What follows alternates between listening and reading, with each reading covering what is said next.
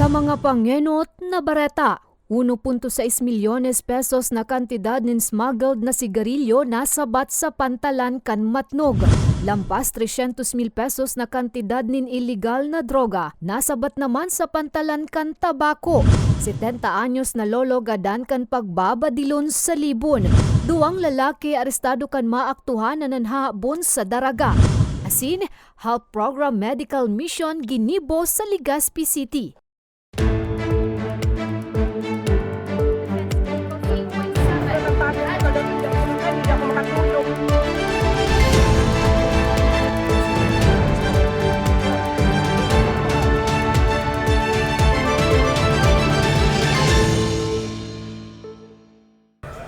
Maray na hapon, Miyerkules, Abril 19, taong 2023. Uninan mga baretang tatak, Bicol. Madadangman ang mga baretang ini sa 88.7 Radyo Oragon Catanduanes asin 90.7 Radyo Oragon Legazpi. 1.6 milyones pesos na kantidad ng smuggled na sigarilyo nasabat sa pantalan kan Matnog. Uya ang detalye. Nasabat kan personahes kan Philippine Coast Guard Sorsogon ang 1.6 milyon pisong kantidad ng mga imported, alagad bako dokumentadong sigarilyo na pigpurbaran ipuslit kan tulong persona sa pantalan kan Matnog kan nakaaging Abril 17. Sigun sa tagapagtaram kan Coast Guard District Bicol bilang parte kan sendang Standard Operating Procedure, pigpasaerarom sa inspeksyon ang gabos na biyahero, kabali sa mga ininspeksyon ang nasambit na bihikulo, nakargado nin mga kahon-kahon na sigarilyo. Alagad kan hagadan nin magkakanigong dokumento, mayo na naipresentar ang mga sospek. Igo po kitang nako ang tulong tao. Actually po tulo ang sakay ka ito kan van na ito. Ang driver po iyo si Mr. Nigel Pabi, 33 years old.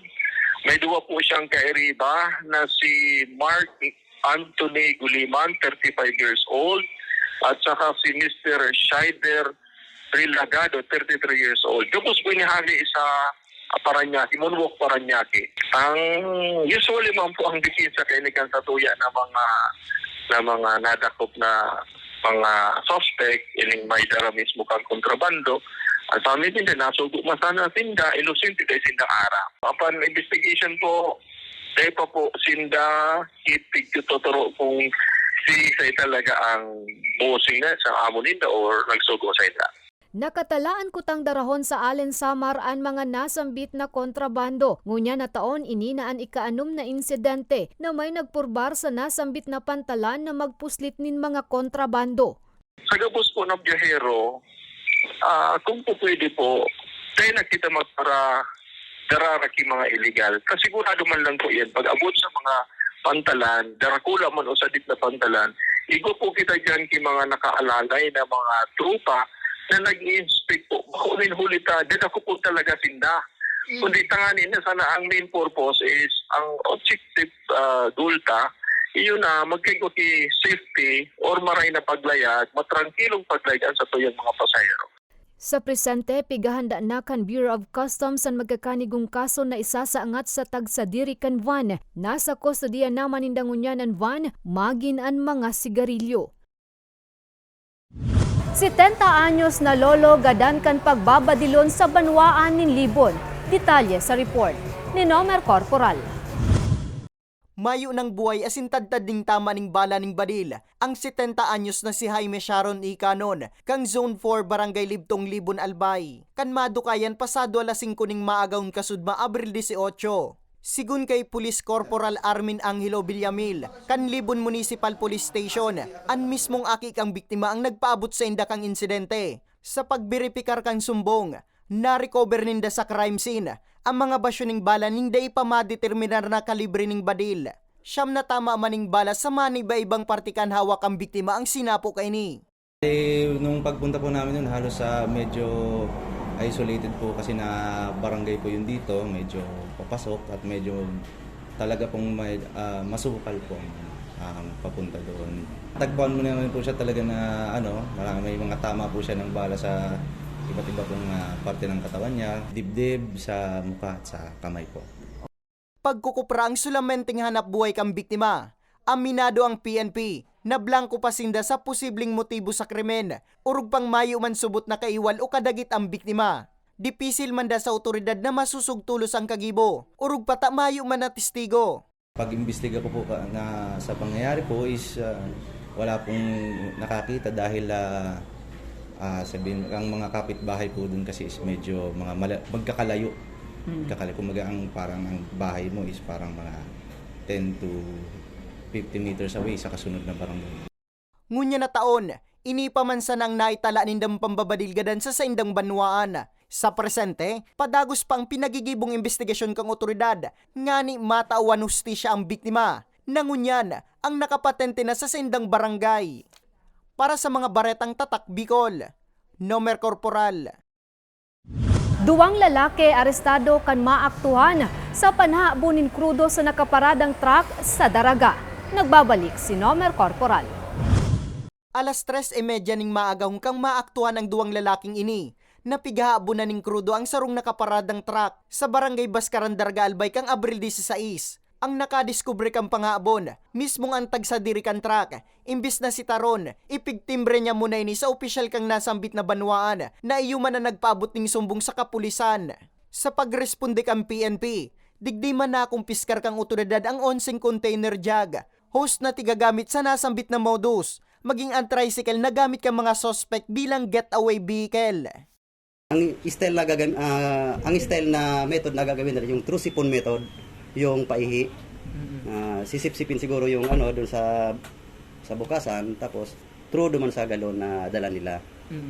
Doon sa insidente na yon is bale sa ilalim kasi nagtagas na nga, hindi na na-consummate. That's yung kasi itong biktima ilang beses na siya na biktima ng ganitong same incident, wherein na-relay man ini ang satuyang istasyon, agad naman nag-inform sa mga nearby municipalities. Binisto ang mga suspect na sinda Fernando Balauro, 27 anyos, asin si Jeric Lolos, 37 anyos na parehong residente kang probinsya ng Sorsogon. Apwera kay Balauro asin Lolos, may kaiba pa ang mga ini na saruman na persona na duminulag. Apan hot pursuit apan paghuli nila doon sa dalawang suspect, yung isang suspect na serve as lookout na may darang motorsiklo, agara man pong tumakas going to Daraga Poblasyon, wherein hindi naiwan yung isang unit ng cellphone kaya nasa aming custody ngayon pati yung mga ebidensya for proper disposition. Napag-araman, naloy na ining modus kan mga sospek, kung sain ang mga kataraid na probinsya ang target kang grupo. Pigpapabakal man subot kan mga sospek ang mga naabo na krudo sa mas baratong presyo sa saindang probinsya. Sa presente, nasa angatan ning theft ang duwang suspitsado. Para mientras man na nakaluwas sa karsel ang saro sa mga sospek, matapos na ini ang makapagpiyansa. Para sa mga baretang tatak Bicol, Nomer Corporal. National Food Authority o NFA Bicol padagos ang pangapudan sa mga paraoma na sa inda ipabakal an paroy. An rason aramon ta sa istorya ni Carmelo Balya. Padagos ganyan ang pag-inkaminar ka National Food Authority o NFA sa mga paraoma na sa inda ipabakal ang pig-aaning paroy. Sa datos kaya kan ahensya, hibaba pa sa 10% kan pig-aani kan mga paraoma ang pigpapabakal sa inda, mantang ang lampas 90% naman ang napapasiring sa mga private traders.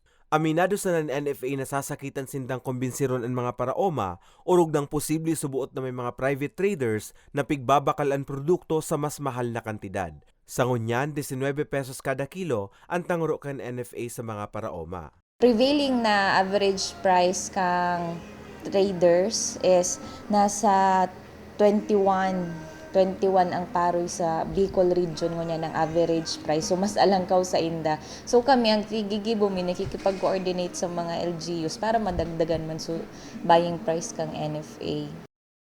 Dagos naman na pigbiklad kan tagapagtaram kan NFA Bicol na padagos man ang sindang pakikipag-olay sa mga lokal na gobyerno. Ngani matabangan sinda sa mga paraoma, ini sa paagi kan Palay Marketing Assistance Program for Legislators and Local Government Units o PALGU. Kung sain mataunin subsidiya ang lokal na gobyerno sa mga paraoma na mapabakalin paroy sa NFA. Digdi po sa proposed na PALGU with Provincial Government of Albay, madagdag po ki 3 pesos ang Government of Albay sa 19 pesos. So sa ngunyan po naghahalat pa lang po kami kaya di pa po ini pwedeng implement digdi sa Albay. Pig-asigurar sa nakan ahensya, waraan NFA kan pigaapod na risiko o kalta sa timbang kan paroy, asin tama sa timbangan sa indang pigtatao sa paraoma. Po sa NFA nindo ipabakal ang sa indong mga palay harvest jawa kadikit po jawa 10% kang harvest ninda para makadagdag po sa buffer stock ang sa tuyang nasyon sa in kaso po may mga calamities may makukuha po kita tulos na bagas dai po kita mamumroblema. Pinagduunan sa nakan tagapagtaram kan ahensya da kulang tabang sa nasyon kung sa NFA papabakal ang mga paroy. Urog ng sa NFA hali ang mga bagas na gamit sa mga relief operations kan gobyerno in kaso may kalamidad. Para sa mga baretang tatak Bicol, Carmelo Balya. Lampas 300,000 pesos na kantidad nin illegal na droga nasabat sa tabako. Asin paraoma irido kan tamaan nin kikilat sa Camarines Sur. Yan asin iba pang bareta. Sa samuyang pagbabalik. Tucked away in the province of Albay, known for its perfectly shaped Mayon volcano, Misibis Bay Resort, a locally owned 5-hectare private island resort. The resort is ready for all those looking to balance tranquility and adventure. This tropical destination is where guests can either choose to relax under the palm trees or have an adventure under the sun. It features modern and luxurious rooms and villas, recreational facilities, and sophisticated services.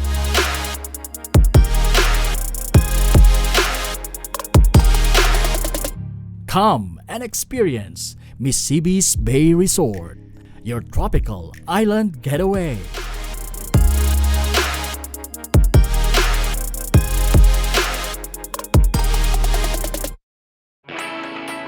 Naghahanap ka ba ng trabaho? Marunong ka bang mag-shoot ng video? Mag-edit? Magaling ka ba sa social media? Willing ka bang matuto? Graduate ng journalism o may alam na sa media? Apply na dahil naghahanap kami ng videographers para sa Camarines Norte, Sorsogon, Camarines Sur, Catanduanes at Masbate. Ipadala ang inyong resume sa actioncallcenter@gmail.com at maging pinakabagong miyembro ng aming team. Tara na! Apply na!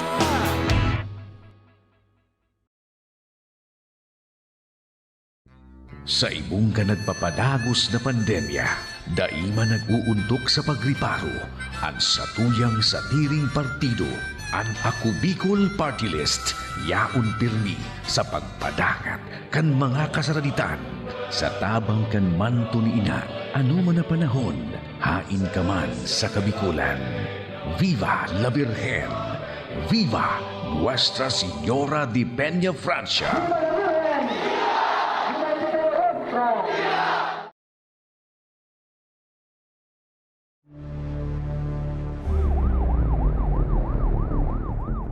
Nagbabalik Ako Bicol Online TV. Lampas 300,000 pesos na kantidad nin illegal na droga nasa batman sa pantalan kan tabako. Uya ang detalye. Nasa kustodiya ng unyan kan PDEA Bicol ang 4 na persona na nadakop kan otoridad sa pantalan kan tabako na may bitbit nin 50 gramo nin shabu na pigpurbaran kutang ibiyahe pasiring sa isla kan Catanduanes alauna nin hapon kasudma Abril 18. Sigun sa tagapagtaram kan Coast Guard District Bicol matapos na itimbre sa indaan impormasyon, tulos manindang inalarma ang Coast Guard Substation Tabaco as in Coast Guard K9 Operating Unit pagabot kan mga suspect sa pantalan. Digdi na nakumpirmar na positibong may bitbit ang mga ininin illegal na droga. Katunayan saro sa mga sospek ang pigtutubudan pang nasa impluensya kan droga. Kaya po nagkarabang-tabangan sa tuyang mga law enforcer na mga katugangan, the police, the PDEA, and then the Coast Guard. Kaya po nasa batining sa tuya na suspect. Duman mismo po sa laog na kan barko.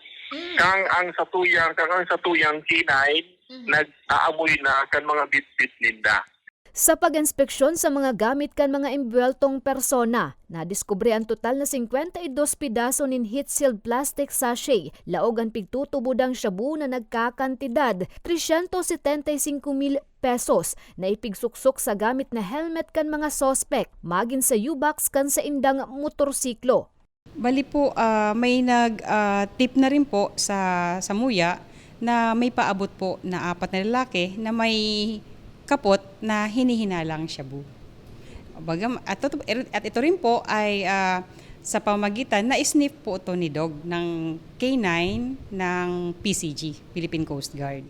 Binisto ang mga sospek na sinda Michael Angelo Capistrano, 30 anyos kan Taguig City, Domingo Casaul Capistrano Jr., 50 anyos kan Putatan, Muntinlupa City, Dante Subion, 35 anyos, asin John Spencer Avila, 26 anyos kan San Andres, Catanduanes. Sigun pa kay Galisa, maabot man sa 4 na bulan nindang pig-adalan ang hiro kan mga sospek na konsideradong high-value target. Sinda po ay magkabisto ng dati, magkakabarkada po. At ang ini po si Capistrano, si number 1 po at saka si number 2, Capistrano, pamangkin ni Domingo Casaul, si Michael Angelo Capistrano. Ang sabi po ninda, primero nindang pagtawid ng illegal na droga, papasiring Catanduanes.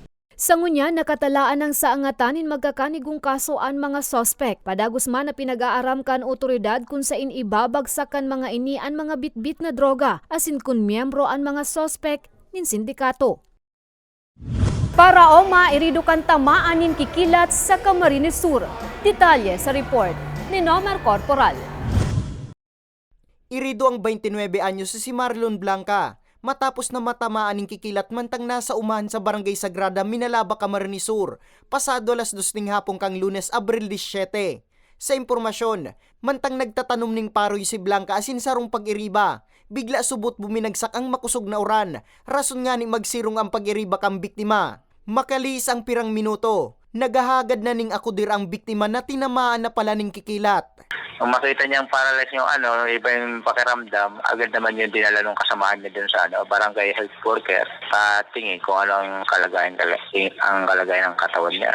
Noong mapansin ng mga taga-health worker dyan sa barangay na iba ang dating, dahil may naka-duty dyan nurse agad naman yung nag-facilitate na i-transfer na parang di na kaya nilang i-first aid. I-transfer nila doon sa BMC.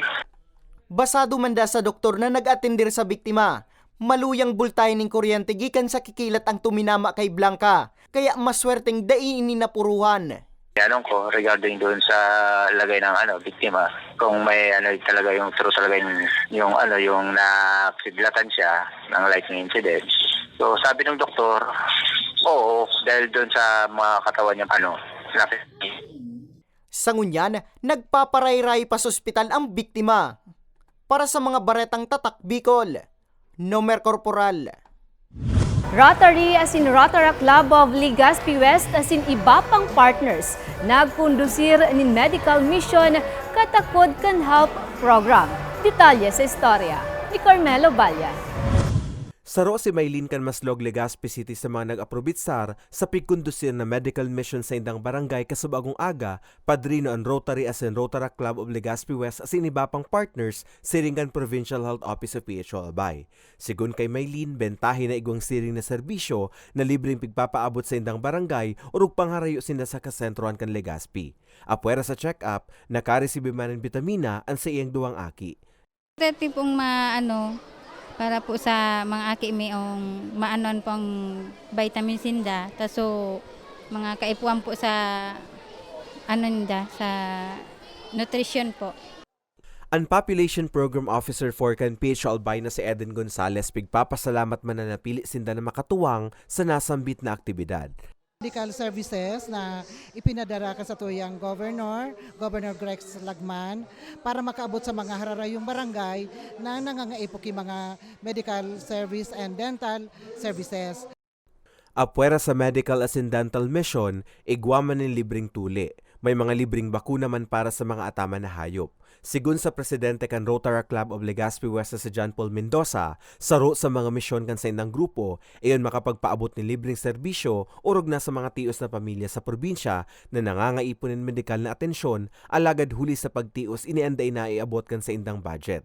Ang aktibidad parte man kan sa indang health program. Dakulang onra ini sa muya kasi mailing mo talaga na nangaipuan sa mga tao kasi kung maaraman nyo po ini maslog na sa upper land, so instead ba na magbaba pasinda kasi syempre so kami na so nagrani for that and nagpapasalamat kami welcome kami kang barangay Maslog. Asigurasyon kan duwang grupo padagos sindang makondusirin mga siring na aktibidad na makakatabang ningayo sa komunidad. Para sa mga baretang Tatak Bicol, Carmelo Balya. Asinyanan katiripunan kan mga baretang Tatak Bicol. Ako si Jen Nunez. Salamat!